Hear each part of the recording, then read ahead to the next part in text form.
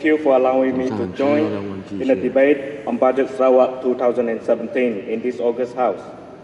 The House is supposedly to convey our freedom of speech, independent and promote democracy for the country. This ADUN sitting session is set for budget. We have seen the annual speech by the Finance Minister to spell out the state revenue and state expenditures for the coming year. We heard about the grandiose statement how Sarawak BN government has transformed the rural area, how the BN government assists the public, and particularly the rural communities. However, when we go down to the field, we see kampongs still with no electricity.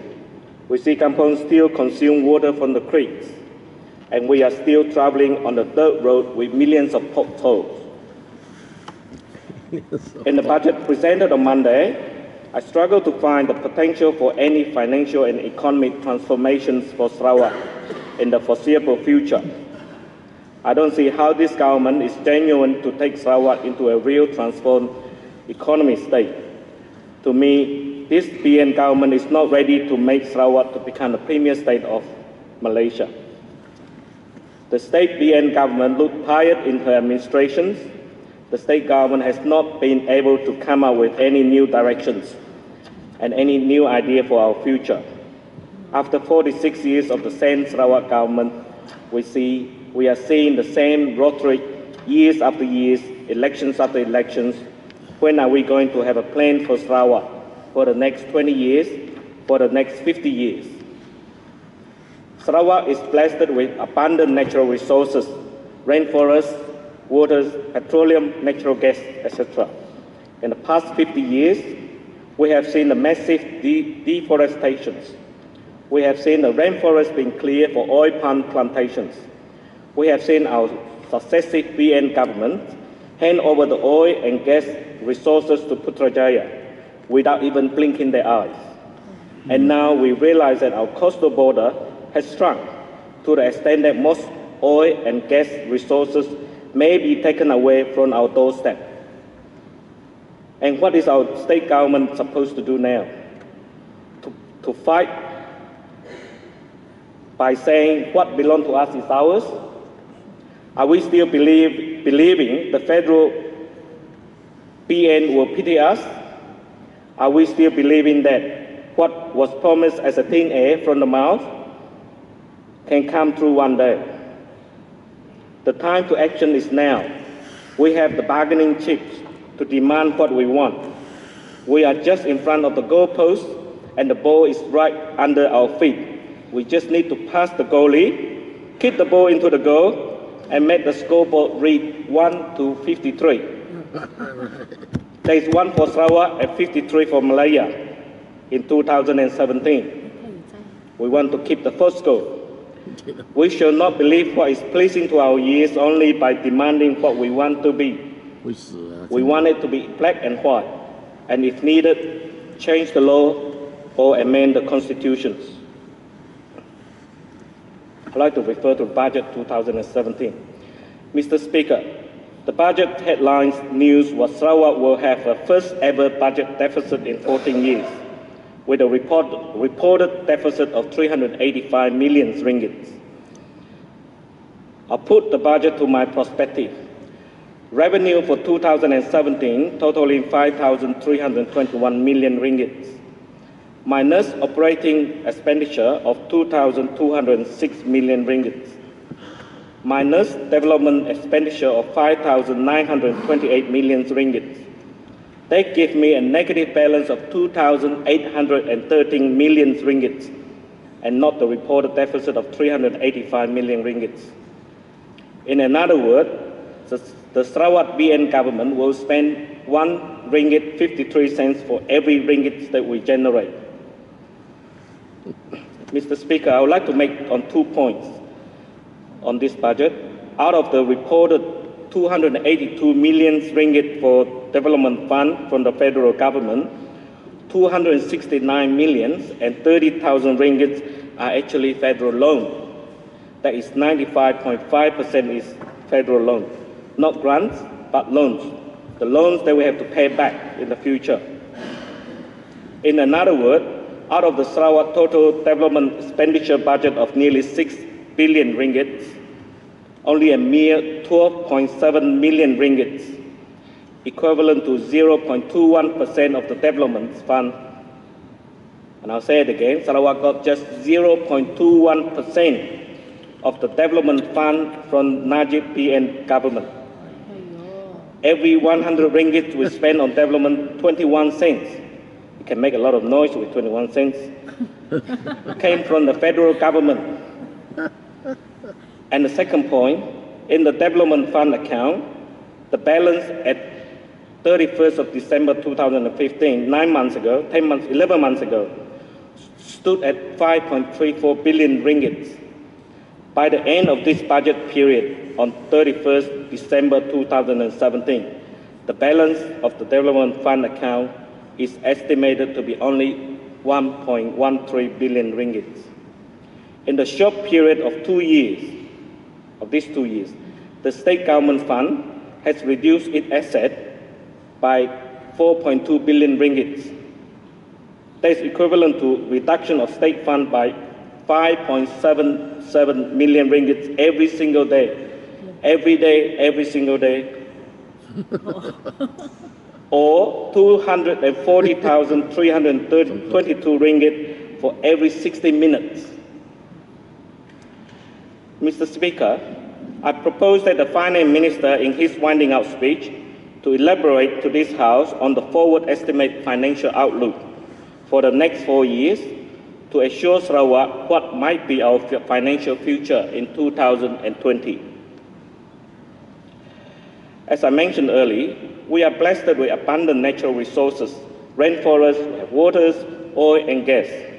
Unfortunately, over the past 53 years, through successive DN government, these resources have not benefited Sarawak significantly, but was mainly scooped up and handed over to the federal government gradually. With the halting of the illegal timber industries and the tumblings of the petroleum prices, the persistent subdued commodity prices, together with the implementation of GST, all occur over the past 2 years, we are witnessing the suffering of the people of Sarawak. The street crime has been more noticeable. The break-ins are reported daily on social media and on the paper, and many people are losing their cars and homes because they are not able to make the repayment of the loan. In the 1970s, the Republic of Taiwan was at the crossroad. Taiwan was abandoned by the international communities. She lost the seat in the United Nations. Clarification from Maradong. Do I get extra injury time? Just let him ask his clarification. Yeah, thank you, Yang Berhormat Pujut. I did not hear a good word from Yang Berhormat Pujut about our country. So if it is so bad and so useless, why bother coming back at all? I love Malaysia. I love Sarawak. I love Malaysia. I love Sarawak. This is my country. It's not yours, everyone here.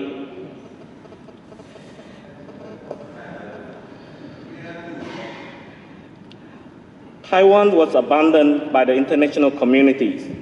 She lost her seat in the United Nations, and the country economy was largely dependent on agricultural export. At that difficult time, the Taiwanese government has decided to embark on the major developments to steer the country into prosperity, for which the people of Taiwan still enjoying its success today. The so-called 10 major construction projects, in Chinese called 10大建设, were the national infrastructure projects during the 1970s in Taiwan. The Taiwanese government believed at the time that the country lacked key utilities such as highways, seaport, airport, and power plants. Before the turn of the decade in 1980, Taiwan has completed 6 transportation projects, 3 industrial projects, and 1 power plant construction project. The 10 major construction projects has changed the Republic of Taiwan from an agricultural dependent economy to an industrial economy. Mr. Speaker, we are at the same crossroad. Even though we are 40 years behind, we can make it. Sarawak needs to make decisions for the future. We shall not bow down by our daily rotary slogans. We shall not divide Sarawak into rural and urbans. We shall not be bowed down with the race and the religions. Let us draw out a plan for the future of Sarawak, a plan that will move Sarawak into a new era of prosperity and economic stability, rather than continuing the current method of begging and pleading attitude years after years, decades after decades. May I express my 10 major projects for Sarawak? To complete the Pen-Borneo Highway. 2, to construct a railway line from northern Sarawak, Kuala Baram, to the southern tip of Sarawak, linking the major towns and cities with connecting roads to the interior areas. Number 3, to construct deep water port servicing the northern Sarawak, central Sarawak servicing the Rajan, and 1 in southern Sarawak. Number 4, to establish timber-related industry, such as plywood, furniture manufacturing, etc. Number 5, to establish palm oil-related industry, such as cooking oil, margarines, cosmetic, soap industry. Number 6, to implement major agricultural industry, such as pineapple or banana industry for both domestic and international markets. Number 7, to construct and implement establish major vocational training center to train or upskill Sarawakian for all industrial trades, such as plumbing, electricians, IT support, building industry, business management skill, community services, such as looking after the elderly and the children. Number 8, to secure adequate power and water supply for the future with our own assets using our oil, gas, and water resources. Number 9, to rejuvenate our boat and shipbuilding industry. And number 10, to upgrade all airports in Sarawak. Without visions, people perish. Mr. Speaker, may we request our Chief Minister to give us a glimpse of his envisioned future for Sarawak in 20 years and in 50 years.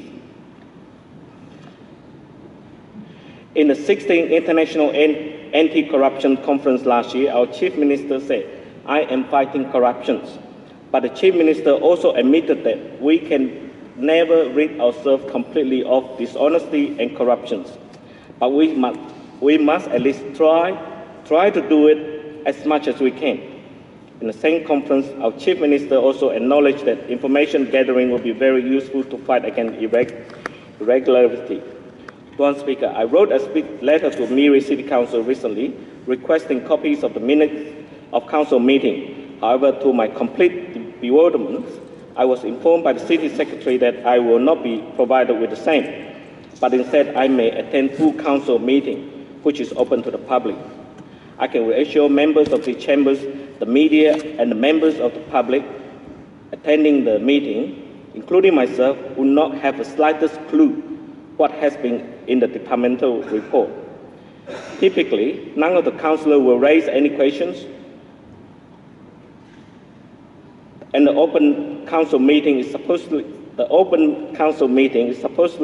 a place for discussion and information, not just a place for rubber stamping, as what I have observed in Miri City Council. In the Transparency International Malaysia 2015 annual report, the President message noted that corruption typically happens behind closed doors and away from the public eyes. Therefore, I call upon the local government minister to review the procedure of local council meeting to be truly open to the public by providing agendas to the public attendees and allow the public to ask and to clarify matters that are relevant and important to their life. I want to ask the Minister for Local Government whether he's going to show his leadership and to direct all council to allow public to access council-approved meeting records. Miri Port. The development in Miri has been hampered by the limitation of the Miri Port. The shallow access to the port means large vessels are unable to dock at and utilize the facility. We need a deeper water to cater for larger ships to facilitate further growth in northern Sarawak. The upgrading of Miri Port is crucial for the future economic development in Miri and its hinterland in northern Sarawak. Tuan Speaker, in 2012, the Miri Port Authority General Manager was reported to say that Miri Port in the northern part of Sarawak has grand ambitions to become one of the leading ports in Malaysia.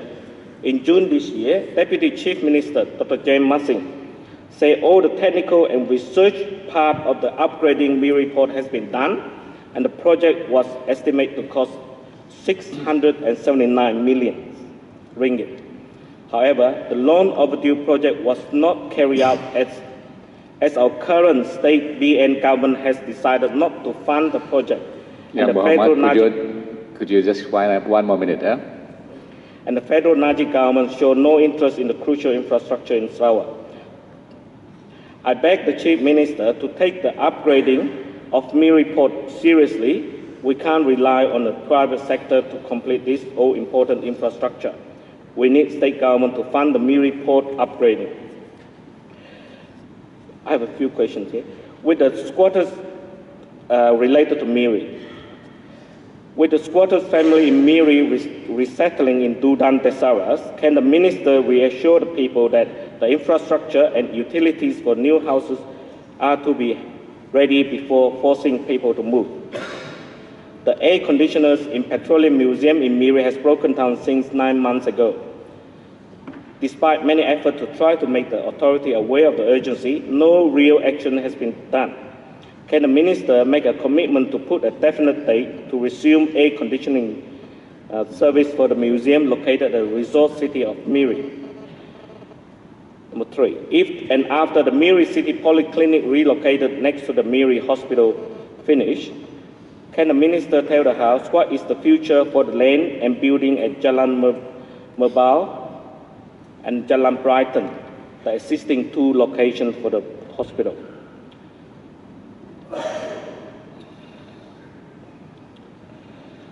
I'd like to talk about... Sorry, your time is up. Final sentence. You've got interruption. Yeah, I took that into account already.